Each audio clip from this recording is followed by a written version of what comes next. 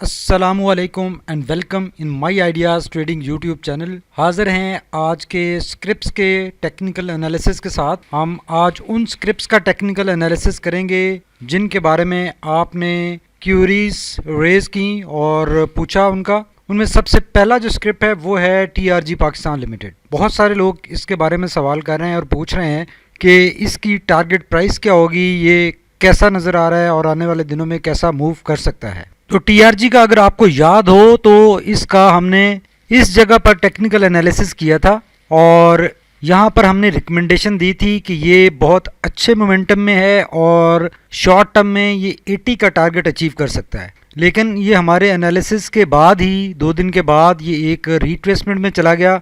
बहुत सारे लोगों ने हमारे ऊपर क्रिटिसाइज भी किया, लेकिन हमने उनको तसल्ली दी कि ये कंसोलिडेशन है, इस रिट्रेसमेंट से ये जल्द बाहर आ जाएगा और अपने टारगेट जो 80 और 90 के टारगेट्स हैं वो ये अचीव करेगा। सब्सिक्वेंटली इसने थोड़ा सा टाइम यहाँ पे ज़रूर लगाया, लेकिन इसने उसके बाद बहुत अच्छी रैली बनाई और फिर यहाँ पर एक हमें रिट्रेसमेंट नज़र आई और एक रिट्रेसमेंट यहाँ पर नज़र आई। तो ओवरऑल अगर देखा जाए तो नवंबर से लेकर अभी तक जनवरी तक में ये इसकी रैली बहुत अच्छी बनी है। उससे पहले भी इसने अच्छा मूव किया था और इस एरिया में पर्टिकुलरली ये बहुत अच्छी इसकी रैली बनी। लेकिन ये रिट्रेसमेंट्स पार्ट ऑफ गेम है, रिट्रेसमेंट आती है। जो अच्छे ट्रेडर्स होते हैं वो ऐसी रिट्रेसमेंट्स को अपॉर्चुनिटी जानकर अपने प्रॉफिट्स को मल्टीप्लाई करते हैं और जो इनवाइस ट्रेडर्स होते हैं वो इस रिट्रेसमेंट से घबराते हैं, परेशान हो जाते हैं और करेक्शन से काफ़ी कंफ्यूज रहते हैं। तो बेसिकली आप लोगों को चाहिए ये कि थोड़ा सा अपने अवेयरनेस को भी बढ़ाएं और इन रिट्रेसमेंट्स को अपॉर्चुनिटी जानते हुए एक्सप्लॉइट करें और अपने प्रॉफिट्स को मल्टीप्लाई करें। अब वापस आते हैं TRG की मूवमेंट के ऊपर और इसका एनालिसिस के ऊपर। तो ये TRG बेसिकली इस रैली में बहुत अच्छे स्ट्रॉन्ग मोमेंटम के साथ मूव होता हुआ नज़र आ रहा है और इसने राइट नाउ अपना जो टारगेट 110 और 11 का इसी वीक में हिट किया है। उसके बाद ये इस एरिया में बेसिकली इसकी स्मॉल एक कंसोलिडेशन हमें नज़र आ रही है। इसने टॉप बना लिया है, इस कंसोलिडेशन है 3 दिन की और इसके बाद ये इसको स्ट्रॉन्ग सपोर्ट अवेलेबल है जो इसका 105-106 का लेवल है और इस कंसोलिडेशन से स्ट्रॉन्ग चांसेस हैं कि ये अपसाइड अपनी मूवमेंट जारी रखेगा और इसके जो शॉर्ट टर्म टारगेट्स हैं वो ये 121 और 128 के टारगेट्स हैं। तो ये इसकी बुलिश रैली में आने वाले दिनों में कंटिन्यूड रहती हुई दिखाई दे रही है, इसमें कोई प्रॉब्लम नहीं है और बेसिकली जो आईबैक्स है वो भी अच्छे मोमेंटम के साथ मूव होता हुआ दिखाई दे रहा है। तो ये भी आने वाले दिनों में काफ़ी गेन्स अचीव कर सकता है, पॉसिबिलिटी एग्जिस्ट कर रही है। इस वीक में इसने इस अपनी बुलिश रैली के ट्रेंड चैनल को भी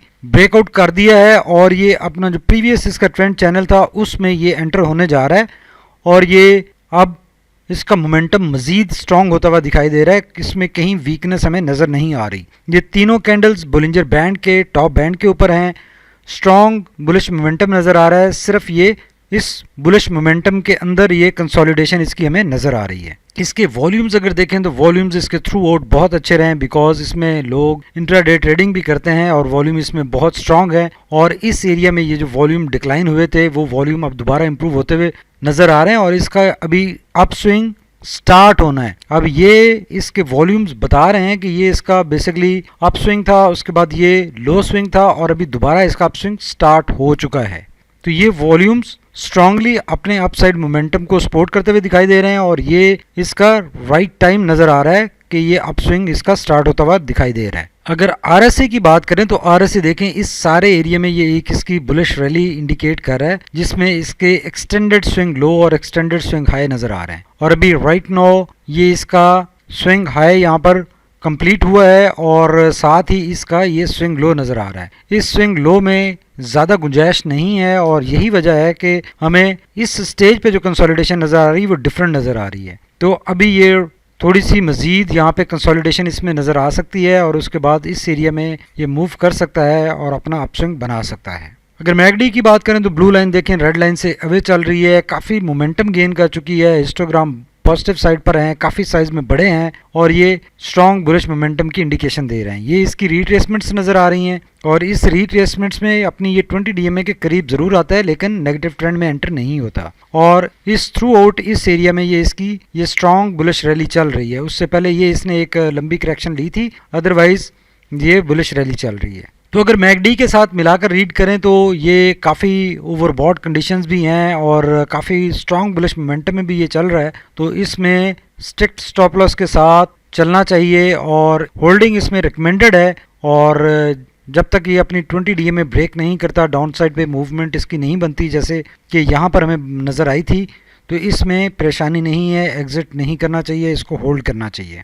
जो हमारा सेकंड स्क्रिप्ट है वो है नेशनल रिफाइनरी। और नेशनल रिफाइनरी के भी हमने 12 काफ़ी एनालिसिस किए हैं और इसने बहुत अच्छे स्ट्रॉन्ग मोमेंटम में ये अपनी एक बुलिश रैली इस एरिया में बनाई थी जो कि हमें नज़र आई। इसमें हमने फ्रीक्वेंट एनालिसिस भी करते रहे और राइट नाउ सिचुएशन ये है कि इसने अपना एक टॉप हिट किया था 420 के ऊपर और वहाँ से ये रिट्रेसमेंट में एंटर हुआ। और इस रिट्रेसमेंट से अब ये लग ऐसे रहा है कि ये जो 2 दिन की एक्टिविटी हुई है उसके बाद इसमें रिकवरी नज़र आ रही है, लेकिन ये रिकवरी इसकी वीक है। जब तक ये 20 डीए में ब्रेक नहीं हो जाती इसकी, जो कि 373 के ऊपर है, इसको ब्रेक करके इसके ऊपर क्लोजिंग नहीं आ जाती, ये थोड़ा सा डाइसी रह सकता है, इसमें प्रॉब्लमेटिक रह सकता है, ये दोबारा अपनी करेक्शन में जारी रह सकता है। लेकिन अगर इसके ऊपर क्लोजिंग आ जाती है तो ये पॉजिटिव साइड पर मोमेंटम के साथ मूव करने की कैपेसिटी में आ जाएगा। अगर ओवरऑल देखा जाए तो यहाँ पर इसने ये एक बॉटम बनाया था, उसके बाद इसने दोबारा अपसाइड मूव किया और दोबारा ये बॉटम बना चुका है।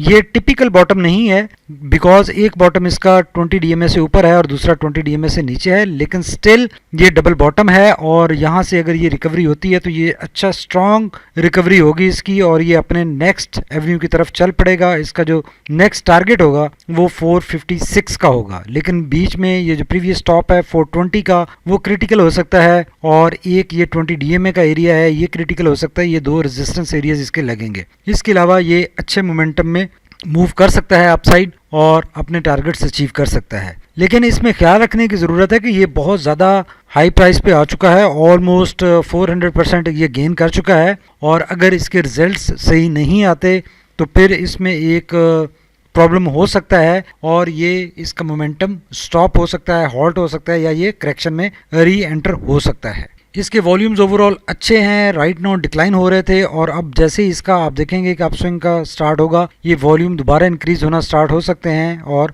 अपने ट्रेंड को सपोर्ट कर सकते हैं, कोई इशू नहीं है। अगर आरएसए की बात करें तो आरएसए काफ़ी कूल डाउन हो चुका है। इसने अपना टॉप देखें 91 का हिट किया था, उसके बाद ये इसने 70 के मार्जिन को हिट किया, दोबारा अपसाइड मूव किया और दोबारा ये काफ़ी कूल डाउन हो चुका है।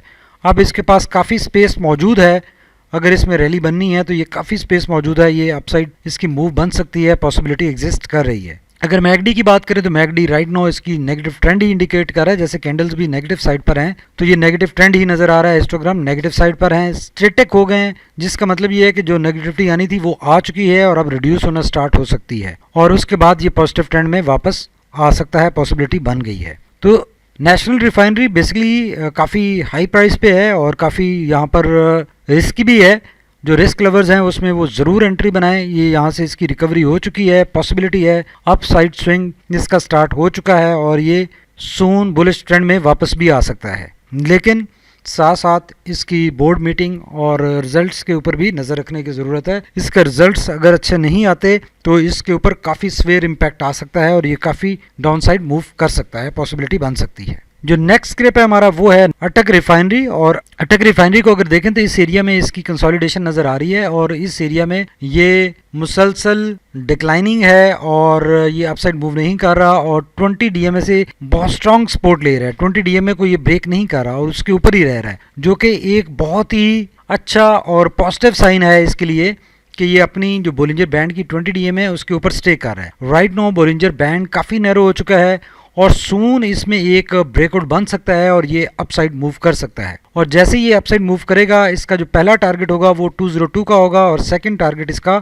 जो बनेगा वो 229 का होगा। इस एरिया में ये मूव करने की पूरी कैपेसिटी रखता है, सलाहियत रखता है और बहुत स्ट्रॉन्ग यहाँ पर कैमुलेशन हो चुकी है, कैमुलेट हो चुका है और अब ये मूव कर सकता है, पॉसिबिलिटी एग्जिस्ट कर रही है। इसके वॉल्यूम्स देखें काफ़ी ये रिड्यूस हो चुके हैं और अब जैसे इसका अपस्विंग स्टार्ट होगा तो वॉल्यूम इंक्रीज होना स्टार्ट हो जाएंगे। इस एरिया में बहुत अच्छे लगे थे जब इसकी अपसाइड रैली स्टार्ट हुई, तो ये वॉल्यूम्स सपोर्टिव हो सकते हैं, वॉल्यूम्स का इशू नहीं है। वॉल्यूम्स रिड्यूस हुए हैं due to its swing low और कंसोलिडेशन।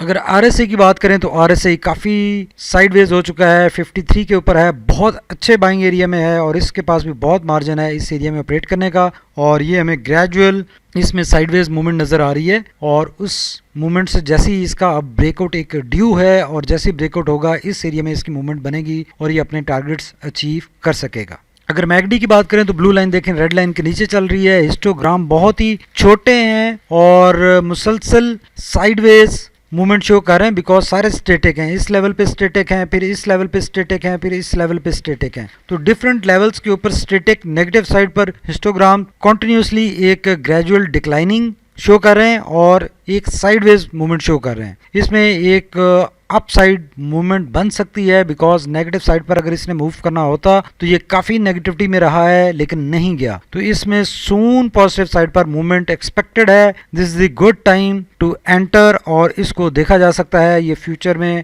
शॉर्ट टर्म में ये अपने ये दोनों टारगेट्स अचीव कर सकता है, पॉसिबिलिटी एग्जिस्ट कर रही है। नेक्स्ट स्क्रिप्ट हमारा गंधारा इंडस्ट्रीज है और गंधारा इंडस्ट्रीज भी बेसिकली देखा जाए तो इसने अपना ये एक टॉप हिट किया था 347 का और उसके बाद ये मुसलसल डिक्लाइन में है, करेक्शन में है और ये सारी कैंडल्स 20 DMA के नीचे हैं जो कि इसकी नेगेटिविटी शो कर रही हैं और लेकिन ये ज़्यादा नेगेटिविटी बढ़ नहीं रही, ये स्टेटिक हो चुकी है, यहाँ पे कंसोलिडेशन नज़र आ रही है। 20 DMA के करीब हैं ये सारी कैंडल्स, यहाँ से ब्रेकआउट होने की कोशिश भी की इसने लेकिन सक्सेसफुल नहीं रहा और दोबारा ये नेगेटिविटी में एंटर हो गया। तो ओवरऑल देखा जाए तो ऑटो सेक्टर एक चूंकि प्रेशर में है तो इसने भी प्रेशर लिया हुआ है और उस प्रेशर से सून ये जैसे निकलेगा इसमें एक ब्रेकआउट बनेगा और ये अप साइड पर इसमें मूवमेंट बन सकेगी, पॉसिबिलिटी एग्जिस्ट कर रही है। लेकिन सिर्फ अभी राइट नाउ चूंकि ऑटो सेक्टर एक न्यूज़ की जद में है, प्रेशर में है और उस वजह से इसमें मूवमेंट नहीं बन पा रही। जैसे ये मूव करेगा इसका पहला टारगेट ये 348 का 47 का होगा और सेकंड टारगेट इसका 368 का होगा जिसकी तरफ ये मूव कर सकेगा। नेक्स्ट स्क्रिप्ट जिसकी हम बात करेंगे वो है तारे ग्लास और तारे ग्लास ने प्रीवियसली देखा जाए तो सितंबर में अपना एक टॉप हिट किया था जो कि 100 के ऊपर था और उसके बाद से ये एक हमें ग्रेजुअल डिक्लाइन करेक्शन में नजर आया और ये डाउन साइड पर मूव होता दिखाई दिया। इसमें इसने 12 अपसाइड मूव बनाई और एक ब्रेकआउट करने की कोशिश की लेकिन ये दोबारा करेक्शन में एंटर होता रहा। यहाँ पर भी एक ब्रेकआउट बना और उस ब्रेकआउट के बाद इसने अपना एक टॉप हिट किया जो कि 92 का था लेकिन वो प्रीवियस टॉप को ब्रेक नहीं कर पाया और दोबारा ये करेक्शन में एंटर हो गया। अब ये कंसोलिडेशन इसकी काफी हो चुकी है, ये 20 DMA के ऊपर है और अगर यहां से एक ब्रेकआउट बनता है तो जैसे ही ये ब्रेकआउट बनेगा आप देखेंगे अगर इसने प्रीवियस टॉप को और इस टॉप को दोनों को ब्रेक कर लिया सक्सेसफुली तो ये बहुत अच्छे मोमेंटम में आ जाएगा और शॉर्ट टर्म में ये दोबारा 100 को हिट करने की कैपेसिटी में आ जाएगा, पॉसिबिलिटी बन जाएगी। तो बेसिकली ब्रेकआउट से पहले एंट्री ज्यादा सूदमंद होती है बजाय इसके कि आप ब्रेकआउट करने के बाद अगर एंट्री करें तो उसमें आप ऑलरेडी काफ़ी मार्जिन लूज कर चुके होते हैं। तो ये राइट नाउ है बुलिश ट्रेंड नज़र आ रहा है। बोलिंजर बैंड के हिसाब से बोलिंजर बैंड काफ़ी नैरो है, 20 DMA के ऊपर है, तो कंडीशंस कंड्यूसिव हैं, आइडियल हैं फॉर एंट्री और यहाँ से ये अपसाइड मूवमेंट इसकी अगर बनती है तो बहुत अच्छे शॉर्ट टर्म में ये गेन्स अपने अचीव कर सकता है। Thank you very much for watching my ideas trading YouTube channel.